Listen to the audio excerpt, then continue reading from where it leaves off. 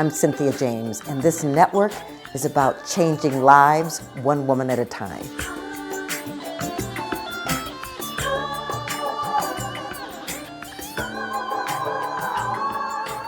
This is Women Awakening. I'm your host, and I'm so honored that I get to introduce you to fabulous women, women that inspire me, women that are change makers, women that are artists and entrepreneurs and healers and teachers.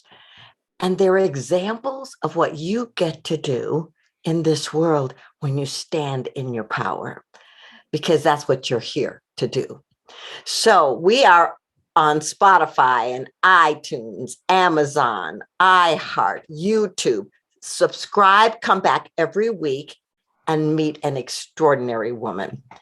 So my guest today is Martha Reich.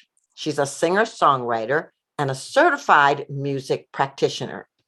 She's an award-winning Santa Fe-based singer-songwriter and multi-instrumentalist. I've been to her home, and her walking into her space is like incredible, right?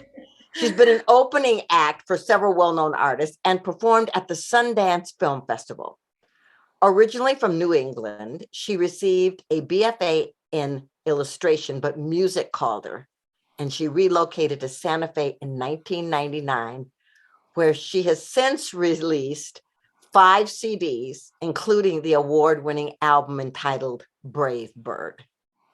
That release, Brave Bird, was described as, listen to this, stunning and heartbreaking by Americana Highways, and earned a gold medal for female vocalists in the 2018 Global Music Awards, as well as the LA Critics Award for Best Folk Artist. She is a certified music practitioner playing for hospital patients, those in hospice, and people living with Alzheimer's and cancer. Her music can be heard on Pandora, Women of Substance Radio, as well as national and international radio shows. Well, welcome, Martha. Thank you, Cynthia. It's so wonderful to be here and see you and speak to you. I'm honored. Well, I'm honored to have you here. I mean, what I love about your life is that you've designed it your way. And that's awesome. But I want to know, where did you come from? I mean, were you a musician when you were growing up? Well, I grew up in the country, and they're really I think till I was about 8, and then we moved to the suburbs of Connecticut. But I did not grow up in a musical family. Actually, I had a cousin that was extremely talented, sang and played piano. But I was like, I don't know. But when I got a little bit older, like preteen, I was a very sensitive kind of kid, and it was very important for me to express myself, but I was also really shy. So I started writing poetry, and then I got it in my head, that's right, I was about 9 years old, and I just wanted to play guitar. I don't know where that came from, to be honest. So I had guitar lessons, and I started playing guitar, and then eventually I was like, hey, maybe I can put these lyrics to music, and there we go. Well, that's incredible. And so when you were learning and when you were starting to put things together, did you think about recording? Not really. That you know, as I was growing up, I was recording. I mean, I wasn't recording. I was writing and playing music, and I just really enjoyed doing that. But when I started seeing other people, and actually a lot of women, were very influential for me, playing at like coffee houses, and I was like, wow, they're just amazing, and they're telling their stories, and it's in their voices and their music, and they're sharing it with people. I was like, that is what I want to do. I didn't even really think about the recording part, but I was like, I want to do that even though I'm like so shy. Like, how am I going to even do that? But I did it anyways. And then when I had like 10 songs together, it was like my partner, boyfriend at the time, he was an engineer, musician. He's like, let's record these songs, you know? So I'm like, okay, you know, so just in my living room, we recorded them, and that's how I got my first CD in 1999 or 2000. Yeah, and I got this. I recorded it, and then, you know, had them manufactured, got them back, and said, "Okay, now what do I do?" You know, it was kind of backwards. It was like, well, I guess I should play out. You know, I mean, I had been playing at open mics and things, but then it was like, I need to do gigs, you know, and I did, and people were very supportive, and it was, yeah. So, I so love that because that's my story too. I was is like, it? yeah, I recorded a CD in somebody's garage, and then I was like, okay, now what do I do with it, right? So but that's what I love about artistry, that you get to allow that art to come forward in whatever form, and then you get to figure out the rest later. But it's just answering the call for the artist. I agree. I mean, it wasn't like in my mind.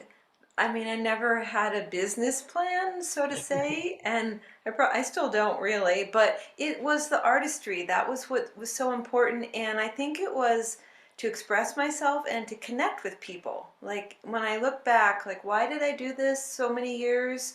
Like no matter what was happening, it was that connection, and you know, in the days when, and I know it's happening again, but when I could actually play in front of somebody, it's really magical. And the music for healing and transition, that came later that I discovered that, but that is very, very special to me. So, Well, I want to talk about that. When my mother was in hospice, there was a young woman that came into her room and played guitar and sang to her. yeah. And it was such a healing salve. I think people that work in hospice are angels. They've just come on the earth to be angels. And so, what what called you into doing that work, and then how did you get into it? That's a great question, and I'm so happy you had that experience with your mother. You said Mm-hmm. it is a blessing to have somebody come and play and sing for someone in hospice. So I actually did a vision quest, and many years ago, and in it it said you're going to be working with the dying, and I was like, really? I don't know about that, you know, but um, but I was drawn to it, and also my music. No one ever said, "Wow, you're going to be like a rock and roll star." It was like your music is so soothing, it's so comforting, and so I was like, hmm. And so I did get this message, and then I went to school for music. No, for okay, I went to Southwestern College for grief and loss Oh, program, and so that really taught me a lot about the dying process, about grief. And the first weekend, because it was like 10 modules, a woman came in, she was a music thanatologist, and she played the harp, Judith Shotwell. mm. And it just went bing. I said, that is what I want to do.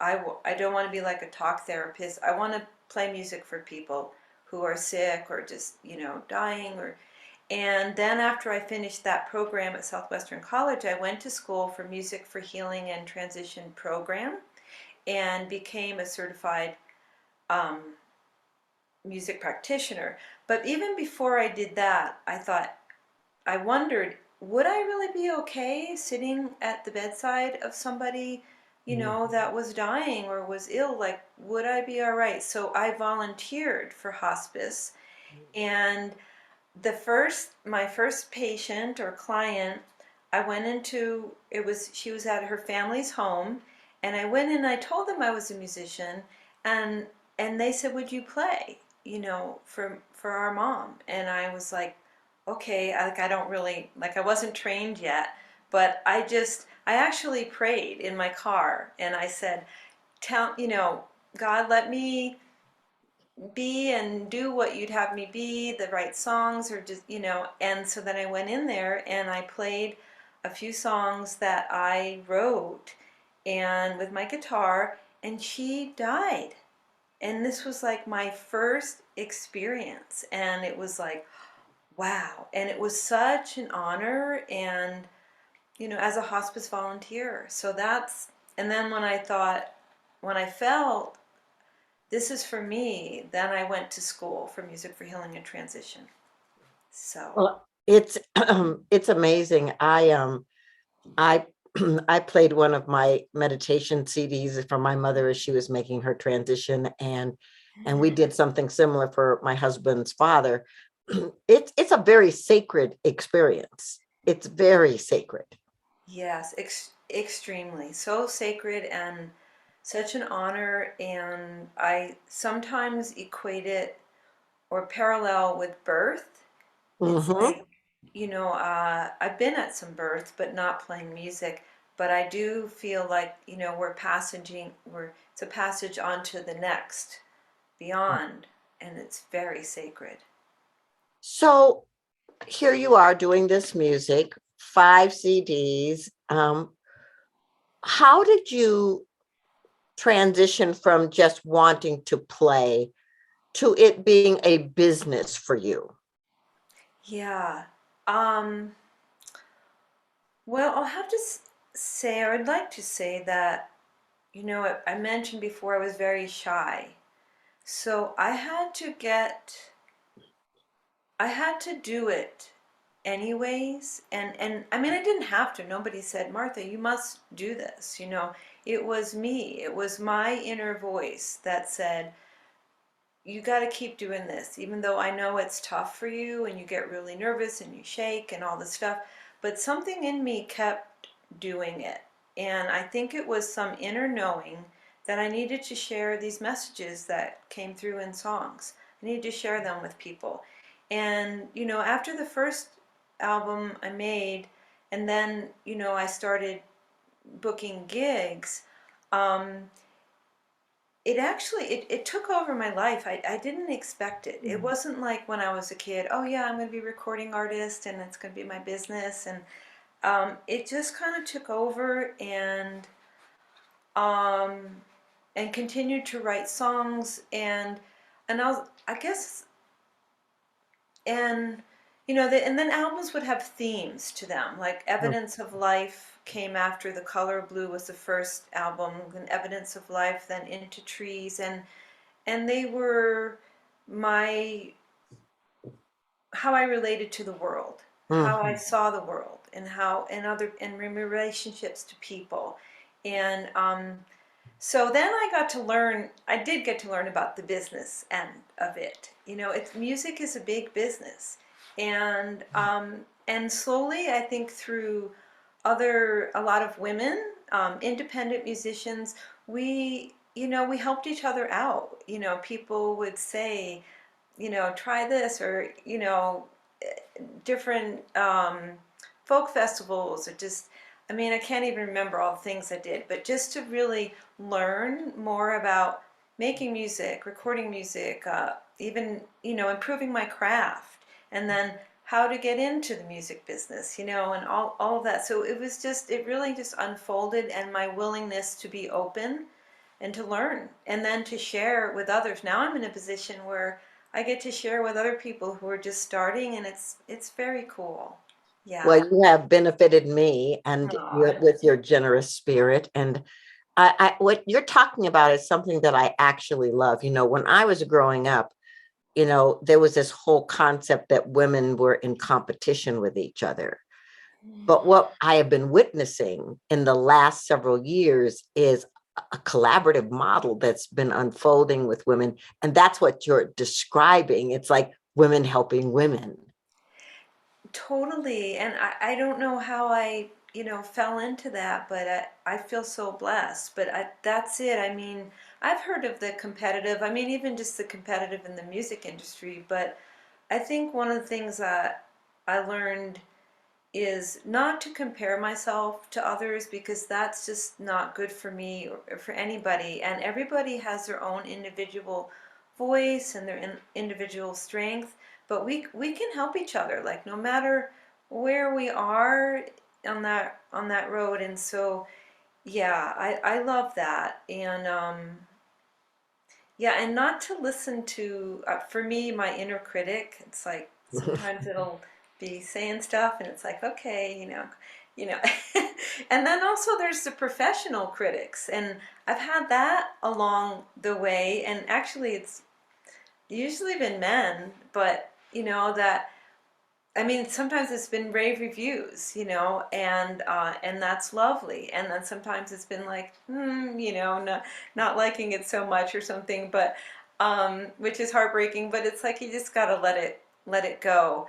But the part about, oh yeah, collaborating, like that's been most recently, like working with other people. And there's actually a woman recently that, Renee, I forgot her last name, but asked me to write lyrics and maybe music for one of her instrumental piano songs. And it's like, I love that. That's really, Yes. yeah, really Yes. beautiful. Well, I just think it's so wonderful to play together and create together. Yes. I want to talk to you because you are in a very beautiful relationship with a very successful person in his own right, and Yes. you are successful in your own right. And how does that work in terms of you maintaining your independence, celebrating one another, but still being able to be you? I love that those questions, Cynthia. Um, yeah, my husband Greg, he's an amazing man, and um, when I met him, I didn't even know what he did in this world. So I totally fell in love with him for just the being that he is, and then discovered all the amazing things. But we met when I was playing music. So um, I'll say that I've always been very independent, um, even before I met my husband, um, and I still am. And But I think what I've had to learn is that um, we each have our strengths and our gifts to share with the world, and um, it's important. I can forget that sometimes because he is very amazing, and but we all have our own ways, and he has his way of sharing knowledge and research, and I have my way. And I think that is the thing, in relationship, either it be marriage or partner or friendship, that we all need to remember that we each have our gifts and our strengths, and to share them, the best we can. And then I think also when we're in that individually, we can also work together. I mean, I've played music with Greg. He's played with me. I've been on shared stage with him, and he's joined me at concerts I've put on, and he's been on my album. So um, yeah, I think, and to talk to each other and communicate each other. Like when we have difficulties, or it's like, okay, what's going on? So Yeah. yeah, Well, it's beautiful to witness. I mean, um, I'm in a relationship as well where we're both independent people and have independent careers. And um, um, I wanted to have this conversation with you because for many years, I gave myself away in relationships. I gave my power away in relationships. And so to finally learn how to stand in the truth of who I am and then attract someone who was the same way and who could honor who I was. I mean, I think that that's the best of both worlds. yeah, to- totally. That's interesting because I can have a tendency also to give myself away, or just make them more important, or I just, or you hear that expression, lose myself or lose oneself, and I can do that as well. But I think what happens is when I do, it's like, oh wait, I can catch myself and go, look what's going on, and then I go, step back and remember, who I really am, and like you say, our own power and our own strength. So, I mean, I'm human. I can go all over the place, but I think, yeah, that's so important. And Greg really respects and honors what I do in the world, and I do for him. And I think that's very important. And he's very supportive. I mean, he's gotten me so many instruments, and he's just, yeah. So I think that's really wonderful when you have that in relationship. It's hard to do what you do if you don't, I think, if you don't Right. have that Well, flexibility. yeah. And here's the thing, I think that that's what the universe is asking for, the balance of the masculine and the feminine. And so to witness it in a couple, in a relationship, is just so inspiring because it says, oh, look at possibility. We can have this. It doesn't have to be one high, one low, or, submissive or any of that. We get to take this ride together. Right, exactly. Yeah. Yeah. So I want to know, how do people find you and get all of your music? All five of them, ladies. Um, well, I think the best thing is to go to my website, which is marthareich.com, and it's Reich. And you can sign up, you can listen to music, and um, if you sign up, I send out newsletters. I'm quite behind in that, but yeah, that's how they can find me and write to me. Yeah. Listen, ladies, and I hope you will. I mean, it is so inspiring to see someone be able to bring their soul energy, their soul calling to artistry. And so I'm loving that you do this, and I love your music. When we were driving back from Santa Fe, we were playing you all the way. So it's just wonderful. So I asked my guest the same last question. This this show is called Women Awakening. What do you think is the most important reason or thing about the importance of women awakening? It's a good question, and not an easy question. Mhm. Um, I think for myself, it goes in cycles, and um, I can be going along, and I think everything's cool, and then all of a sudden I'm like, whoa. So and maybe something painful happens, something difficult, but usually that is my awakening. It's like, what is that trying to show me? And especially if it's something that repeats itself. Like, I can be like, what? Do I have a thing on my forehead that says do this? It's just like, do I have a sticky note on there? But then I'm realizing, well, it's trying to tell me that you need to address this issue within myself, and so to me that's an awakening.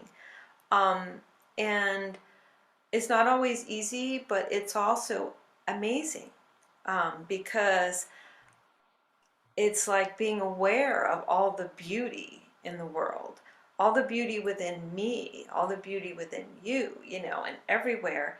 And I have to be open hearted, open minded to new ways of thinking, new ways of being. And, sometimes it might be easier just to keep going along, but it's actually not. So I think, it's just for people when they're feeling challenged, or women feeling challenged, to see what is the opportunity here.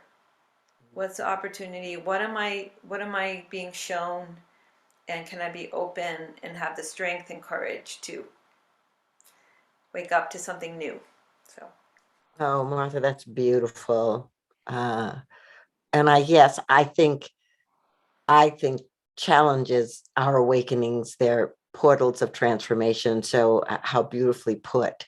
mm, Well, I want to thank you for being here. I want to thank you for what you give to the world. mm. Thank you so much, Cynthia. It's really been an honor, and just Love talking to you and sharing. And I love your music too. Thank you. Yeah, it's beautiful. Okay, ladies, so I'm going to say the same thing that I say to you every week. Remember who you are.